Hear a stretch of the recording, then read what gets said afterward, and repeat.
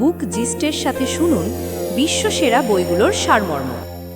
মুখোশ পরা মানুষের চাতুরীর আড়ালে লুকিয়ে থাকা উদ্দেশ্য সম্পর্কে সর্বদা সতর্ক থাকুন।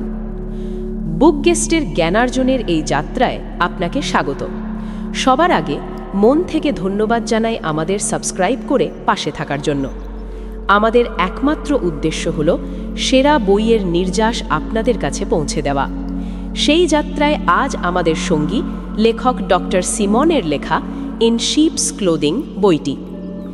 আমাদের চারপাশে এমন অনেক মানুষ আছে যারা দেখতে বন্ধুর মতো, কিন্তু তাদের চাতুরীর আড়ালে লুকিয়ে থাকে নিয়ন্ত্রণের এক গভীর ইচ্ছে। আপনি কি এই মুখোশ পরা মানুষগুলোকে চিনতে প্রস্তুত? লেখক জর্জ কে সাইমন তার বিখ্যাত বই ইন শিপস ক্লোদিংয়ে এই ধরনের ব্যক্তিত্বকে বলেন কোভার্ট অ্যাগ্রেসিভ বা প্রচ্ছন্ন আগ্রাসী। এরা সরাসরি আক্রমণ করে না, এদের অস্ত্র হল অপরাধবোধ তৈরি করা, নিজেকে অসহায় সাজানো এবং নিজেদের ভুল আচরণকে যুক্তির মোড়কে সঠিক প্রমাণ করা, যার একমাত্র উদ্দেশ্য আপনার উপর আধিপত্য বিস্তার করা। পরিবার থেকে কর্মক্ষেত্র, লেখক বাস্তব উদাহরণ দিয়ে দেখিয়েছেন কিভাবে এই সূক্ষ্ম কৌশলগুলো আমাদের অজান্তেই নিয়ন্ত্রণ করে। এই সারসংক্ষেপ আপনাকে কেবল এই ম্যানিপুলেশন চিহ্নিত করতে শেখাবে না, বরং এর থেকে মুক্তির পথও দেখাবে। একজন অভিজ্ঞ থেরাপিস্ট হিসেবে লেখক কিছু শক্তিশালী উপায় বাতলে দিয়েছেন, যেমন নিজের চারপাশে একটি সুস্থ সীমা তৈরি করা, চাতুরীর মুখোমুখি হওয়া এবং ভাবনাত্মক ব্ল্যাকমেল থেকে নিজেকে বাঁচানো। এই কৌশলগুলো আয়ত্ত করার আগে আমাদের বুঝতে হবে কোভার্ট অ্যাগ্রেশন বা প্রচ্ছন্ন আগ্রাসন আসলে কি। চলুন প্রথম অধ্যায়ের মাধ্যমে আগ্রাসী এবং প্রচ্ছন্ন আগ্রাসী ব্যক্তিত্বের জগৎকে কাছ থেকে দেখি। অধ্যায় 1, আগ্রাসী ও প্রচ্ছন্ন আগ্রাসী ব্যক্তিত্ব। এই অধ্যায়ে আমরা দুই ধরনের আগ্রাসী মানুষের কথা জানতে পারি। 1, প্রকাশ্য আগ্রাসী ব্যক্তিত্ব, ওপেনলি অ্যাগ্রেসিভ পার্সোনালিটিজ। এরা সরাসরি হুমকি দেয় বা প্রয়োজনে শক্তি প্রয়োগ করে। এদের আগ্রাসী মনোভাব সবার সামনে থাকে, তাই এদের চেনা সহজ। এরা অনেকটা ভয় দেখানো গুন্ডার মতো। 2, প্রচ্ছন্ন আগ্রাসী ব্যক্তিত্ব, কোভার্টলি অ্যাগ্রেসিভ পার্সোনালিটিজ। এরা নিজেদের স্বার্থসিদ্ধির জন্য এবং অন্যকে বোকা বানানোর জন্য চাতুরীর আশ্রয় নেয়। এই ধরনের মানুষ প্রকাশ্য আগ্রাসী ব্যক্তিদের চেয়েও বেশি বিপজ্জনক, কারণ এদের আগ্রাসী মনোভাব কখনোই সামনে আসে না। এরা প্রায়শই অপরাধ বোধ জাগিয়ে তোলে, ভুক্তভোগীর ভান করে এবং নিজেদের দুর্বলতা দেখিয়ে এমন পরিস্থিতি তৈরি করে যাতে অন্যরা তাদের আসল উদ্দেশ্য বুঝতে না পারে। প্রায়শই এদের বাহ্যিক আচরণ খুব বন্ধুত্বপূর্ণ এবং আকর্ষণীয় হয়, কিন্তু এদের আসল উদ্দেশ্য ভিন্ন থাকে। এরা নিজেদের আসল রূপ লুকিয়ে রাখতে অত্যন্ত দক্ষ এবং কথার মাধ্যমে যে কাউকে বিব্রত করতে পারে। লেখক এখানে বেটি নামে একটি মেয়ের উদাহরণ দিয়েছেন, যে প্রচ্ছন্ন আগ্রাসনের এক চমৎকার দৃষ্টান্ত। একটি অফিসে কাজ করার সময় বেটি তার সহকর্মী জ্যাককে তার প্রতিদ্বন্দ্বী মনে করত। জ্যাক যাতে তার জায়গা দখল করতে না পারে, তাই সে জ্যাকের মুখোমুখি হওয়ার পরিবর্তে গোপনে তার বিরুদ্ধে অফিস জুড়ে গুজব ছড়িয়ে দেয় এবং এমন পরিস্থিতি তৈরি করে যে জ্যাককে চাকরি ছাড়তে হয়। এই পুরো ঘটনাটি বেটি এমনভাবে ঘটিয়েছিল যেন তার কোনো দোষ নেই, বরং এর পেছনে তার কোনো ভয় বা রাগ কাজ করেনি, কেবলই ক্ষমতা ও নিয়ন্ত্রণের আকাঙ্ক্ষা ছিল। বেটিকে একটি শিকারী বিড়ালের সাথে তুলনা করা হয়েছে, যে নিঃশব্দে শিকারের উপর ঝাঁপিয়ে পড়ে এবং শিকার কিছুই বুঝতে পারে না। তাই প্রচ্ছন্ন আগ্রাসী মানুষেরা বেশি বিপজ্জনক, কারণ তাদের আগ্রাসী আচরণ সহজে ধরা পড়ে না। কিন্তু যদি আমরা সময় মতো এদের শনাক্ত করতে পারি, তবে আমরা তাদের চাতুরীর হাত থেকে নিজেদের রক্ষা করতে পারি। অধ্যায় 2, জয়ের তীব্র আকাঙ্ক্ষা, দ্য ডিটারমিনেশন টু উইন। এই অধ্যায়ে লেখক ব্যাখ্যা করেছেন কেন কিছু মানুষ যে কোনো পরিস্থিতিতে জয়ী হওয়ার জন্য যে কোনো উপায় অবলম্বন করে। এরা তাদের লক্ষ্য অর্জনের জন্য এমন সব কৌশল ব্যবহার করে যা আগ্রাসী বলে মনে হয় না। জেতাই মুখ্য। প্রচ্ছন্ন আগ্রাসী ব্যক্তিদের কাছে জয় সব কিছুর ঊর্ধ্বে। তারা উদ্দেশ্য সাধনের জন্য চতুরতা বা নিষ্ঠুরতার আশ্রয় নিতেও দ্বিধাবোধ করে না। ম্যানিপুলেটিভ কৌশল। এরা জয়ের জন্য ম্যানিপুলেশন বা কারসাজির আশ্রয় নেয় এবং তাদের উদ্দেশ্য মোটেও আগ্রাসী নয় বলে মনে হয়। তবে এদের আসল উদ্দেশ্য প্রায়শই স্নেহ এবং উদ্বেগের আড়ালে লুকোনো থাকে। পারিবারিক প্রভাব।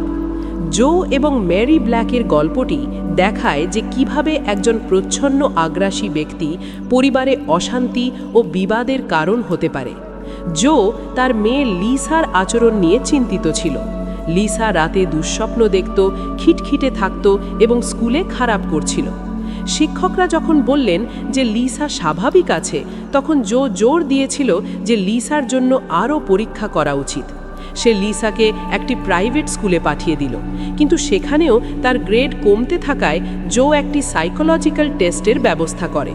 যদিও কাউন্সেলর পরামর্শ দিয়েছিল যে লিসা হয়তো অতিরিক্ত চাপের শিকার এবং তার বাবা মা, বিশেষ করে জো, এর জন্য দায়ী, কিন্তু জো এই সব পরামর্শ প্রত্যাখ্যান করে এই ধারণায় স্থির থাকে যে লিসা ব্যতিক্রমী এবং গড় নয়। এই জেদ পরিবারে একটি উত্তেজনাপূর্ণ পরিবেশ তৈরি করে। এই ঘটনাটি দেখায় যে কিভাবে প্রচ্ছন্ন আগ্রাসী ব্যক্তিরা নিজেদের জেতার জন্য পরিস্থিতি ম্যানিপুলেট করে এবং প্রায়শই তাদের পরিবার ও কাছের মানুষদের ক্ষতি করে, নিজেদের আসল উদ্দেশ্য গোপন রেখে। ক্ষমতার প্রতি অদম্য আকাঙ্ক্ষা। শুধু জয়ের আকাঙ্ক্ষাই নয়, প্রচ্ছন্ন আগ্রাসী ব্যক্তিরা ক্ষমতার প্রতিও সমানভাবে আগ্রহী হন। তারা সাধারণ মানুষকে তাদের কথার মাধ্যমে সহজেই প্রভাবিত করতে পারে। অধ্যায় ৩। ক্ষমতার প্রতি অদম্য আকাঙ্ক্ষা। দি আনব্রাইডলড কোয়েস্ট ফর পাওয়ার। লেখক ব্যাখ্যা করেছেন যে ম্যানিপুলেটিভ ব্যক্তিরা, বিশেষ করে যারা প্রচ্ছন্ন আগ্রাসী, তারা সাধারণ মানুষকে সহজেই নিজেদের জালে জড়িয়ে ফেলতে পারে। তারা বড় বড় কথা বলে মানুষকে সহজেই বশ করে ফেলে। ছলনার কারিগর। এরা নিজেদের বিশ্বস্ত ও প্রিয় প্রমাণ করতে সিদ্ধহস্ত, যদিও তাদের উদ্দেশ্য কেবলই ব্যক্তিগত। আকর্ষণীয় এবং বিভ্রান্তিকর। এরা প্রায়শই অন্যের মন জয় করার জন্য সুন্দর কথা বা তোষামোদ ব্যবহার করে, যা তাদের আসল উদ্দেশ্যকে আড়াল করে। প্রতারণার কৌশল। এরা প্রায়শই ভুক্তভোগীদের দয়া ও সহানুভূতির ভঙ্গিতে ভুল পথে চালিত করে, তাদের নিজেদের মূল্যবান মনে করিয়ে দিয়ে তাদের প্রতিরোধ ক্ষমতাকে দুর্বল করে দেয়। ডন এবং এলের গল্পের মাধ্যমে লেখক এই ধারণাটি ব্যাখ্যা করেছেন। যখন এল কোম্পানিতে যোগ দেয়, তখন সবাই তাকে খুব দ্রুত পছন্দ করে ফেলে। এতে কোম্পানির বিক্রি বাড়ে, জনসংযোগ উন্নত হয় এবং সবার মনোবল বেড়ে যায়। এলের এই মনোমুগ্ধকর প্রভাবের পরেও ডন তার আশেপাশে এক ধরনের অস্বস্তি অনুভব করত। তবুও সে এলের অবদানের গুরুত্ব অস্বীকার করতে পারেনি এবং ধীরে ধীরে তাকে পছন্দ করতে শুরু করে। গুজব রটে যায় যে এল কোম্পানিতে নতুন লোক আনার পরিকল্পনা করছে। ডন, যে নিজের চাকরি নিয়ে চিন্তিত ছিল, সে সরাসরি এলের কাছে তার চাকরির নিরাপত্তা নিয়ে জিজ্ঞাসা করে। এল তাকে আশ্বস্ত করে, যদিও ডনের মনে সন্দেহ থেকেই যায়। এলের আশ্বাস সত্ত্বেও ডন দেখে যে নতুন কর্মচারী জেফ আসলে তার কিছু দায়িত্ব নিচ্ছে। ডন প্রতারিত এবং বিভ্রান্ত বোধ করে, কারণ এল পরিস্থিতি এমনভাবে সামলেছে যে কোনো ভুল খুঁজে বের করা কঠিন ছিল। এই গল্পটি দেখায় যে কিভাবে একজন প্রচ্ছন্ন আগ্রাসী ব্যক্তি যেমন এল অন্যের সাথে চাতুর্য ও ছলনার মাধ্যমে সম্পর্ক তৈরি করে এবং নিজেদের এজেন্ডা পূরণ করে। অধ্যায় ৪। প্রতারণা ও প্রলোভনের প্রবণতা। The temptation for deception and seduction. এই অধ্যায়ে ডক্টর সিমন ব্যাখ্যা করেছেন কেন কিছু মানুষ ম্যানিপুলেশনের শিকার হতে বেশি আগ্রহী হয়।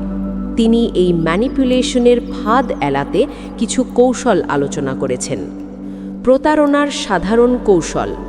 এরা প্রায়শই নিজেদের ভুল অস্বীকার করে, ডিনায়াল, নিজের সুবিধামতো তথ্য গ্রহণ করে, সিলেক্টিভ অ্যাটেনশন, নিজেদের আচরণের জন্য অজুহাত দেয়, র্যাশনালাইজেশন, দায়িত্ব এড়াতে প্রসঙ্গ পরিবর্তন করে, ডাইভার্সন, উদ্দেশ্য ঢাকতে মিথ্যা বলে, লাইং, গুপ্ত হুমকি দেয়, কোভার্ট ইন্টিমিডেশন, অপরাধ বোধ তৈরি করে, গিল্ট ট্রিপিং এবং সমালোচনা করে বিব্রত করে, শেমিং। প্রায়শই তারা নিজেদের নির্দোষ বা অজ্ঞ সাজার ভান করে, ফেইনিং ইনোসেন্স। প্রতারণার শিকার। টিজার প্রমাণ থাকা সত্ত্বেও একজন কিশোর বাবা মায়ের কাছ থেকে টাকা চুরি করতে অস্বীকার করে। তার ক্রমাগত অস্বীকারে বাবা মা নিজেদের বিচার বুদ্ধি নিয়ে সন্দিহান হয়ে পড়েন। এটি অস্বীকারের একটি কৌশল। একজন সহকর্মী তার অলসতার কারণে দেরিতে আসার জন্য অন্যদের দায়ী করে, অথচ সে নিজেই দেরিতে এসেছিল। এই অজুহাতটি তাদের র্যাশনালাইজেশনের একটি উদাহরণ। প্রতিরোধ। ম্যানিপুলেশনের শিকার হওয়া থেকে বাঁচতে আমাদের নিজেদের দুর্বলতাগুলি চিহ্নিত করতে হবে। এগুলির মধ্যে রয়েছে সংঘাতের ভয়, অনুমোদনের আকাঙ্ক্ষা, আত্মসম্মান কম থাকা এবং সহজেই অপরাধবোধে ভোগা। যখন আমরা এই দুর্বলতাগুলি চিনতে পারি, তখন আমরা নিজেকে রক্ষা করার জন্য পদক্ষেপ নিতে পারি। অধ্যায় 5, নোংরা খেলা, ফাইটিং ডার্টি। ডক্টর সাইমন এখানে ম্যানিপুলেশন থেকে নিজেকে বাঁচানোর কিছু কার্যকরী কৌশলের ওপর জোর দিয়েছেন। সচেতনতা ও শনাক্তকরণ। ম্যানিপুলেটিভ কৌশলগুলি বোঝা এবং শনাক্ত করা প্রথম এবং সবচেয়ে গুরুত্বপূর্ণ পদক্ষেপ। দৃঢ়তা ও ভদ্রতা। নিজের কথা শান্তভাবে এবং দৃঢ়ভাবে প্রকাশ করতে শিখুন। নিজের চাহিদা ও ইচ্ছাগুলি সরাসরি বলুন, কাউকে দোষারোপ না করে। সীমা নির্ধারণ। কোন আচরণ গ্রহণযোগ্য এবং কোনটি নয় তা স্পষ্টভাবে জানিয়ে দিন। নিজের সীমা তৈরি করুন এবং সেগুলির ওপর অটল থাকুন। আবেগ নিয়ন্ত্রণ। ম্যানিপুলেশনের শিকার হওয়ার সময় শান্ত ও স্থির থাকুন। এতে ম্যানিপুলেটরদের জন্য আপনাকে প্রভাবিত করা কঠিন হবে। অধ্যায় 6, ভ্রান্ত বিবেক, দ্য ইম্পেয়ার্ড কনসিয়েন্স। এই অধ্যায়ে ডাক্তার সিমন আত্মসচেতনতা এবং ব্যক্তিগত বিকাশের উপর জোর দিয়েছেন, যাতে আমরা ম্যানিপুলেশন থেকে নিজেদের রক্ষা করতে পারি। আত্মসচেতনতা। অতীতের অভিজ্ঞতা থেকে শিক্ষা নিন এবং ম্যানিপুলেশনের ধরনগুলি চিনতে শিখুন। প্রতিক্রিয়া নিয়ন্ত্রণ। নিজের আবেগ এবং আচরণের ওপর নিয়ন্ত্রণ আনুন। ব্যক্তিগত লক্ষ্য নির্ধারণ। দৃঢ়তা, আবেগ নিয়ন্ত্রণ এবং আত্মসম্মান বৃদ্ধির মতো লক্ষ্য নির্ধারণ করুন। অধ্যায় 7, ম্যানিপুলেটিভ সম্পর্কের পরিবর্তন, রিডিফাইনিং দ্য টার্মস অফ এনগেজমেন্ট। এই অধ্যায়ে আমরা ম্যানিপুলেটিভ ব্যক্তিদের সাথে আমাদের সম্পর্ককে আরও কার্যকরভাবে পরিচালনা করার কৌশল শিখব। সুস্পষ্ট শর্তাবলী। আপনার প্রত্যাশা এবং সীমাগুলি পরিষ্কারভাবে বলুন। নীতিতে অটল থাকা। নিজের মূল্যবোধ ও নিয়মের প্রতি বিশ্বস্ত থাকুন। আবেগ নিয়ন্ত্রণ। ম্যানিপুলেটরদের প্ররোচনায় প্রভাবিত না হয়ে শান্ত থাকুন। সমাধানে মনোযোগ। সমস্যা সমাধানের ওপর জোর দিন, আবেগের ওপর নয়। অধ্যায় 8, ম্যানিপুলেটিভ শিশুকে চেনা, দ্য ম্যানিপুলেটিভ চাইল্ড। এই অধ্যায়টি আমাদের শেখায় কিভাবে নিজেদের আরও শক্তিশালী করে ম্যানিপুলেশন থেকে বাঁচা যায়। আত্ম উন্নয়ন। নিজের দুর্বলতাগুলো জেনে সেগুলোকে শক্তিতে রূপান্তরিত করার চেষ্টা করুন। সচেতনতা। ম্যানিপুলেশনের কৌশলগুলি চিহ্নিত করতে শিখুন। দৃঢ়তা। নিজের জন্য দাঁড়াতে শিখুন। সবচেয়ে গুরুত্বপূর্ণ হল ম্যানিপুলেটরদের চিনে তাদের থেকে নিজেকে রক্ষা করা। মনে রাখবেন, তাদের প্রতারণার ফাঁদ থেকে বাঁচতে হলে আপনাকে জানতে হবে তারা কিভাবে কাজ করে। কেমন লাগলো তা কমেন্ট করে জানাতে ভুলবেন না। ভালো লাগলে লাইক ও বন্ধুদের সাথে শেয়ার করুন। দেখা হবে পরের ভিডিওতে। এরকম আরও ভিডিও পেতে আমাদের বুক জেস্ট চ্যানেলটিকে সাবস্ক্রাইব করে রাখুন এবং নতুন ভিডিওর আপডেট সবার আগে পেতে নোটিফিকেশন বেলটি বাজিয়ে দিন। ভিডিওটি শেষ পর্যন্ত শোনার জন্য আপনাকে অসংখ্য ধন্যবাদ।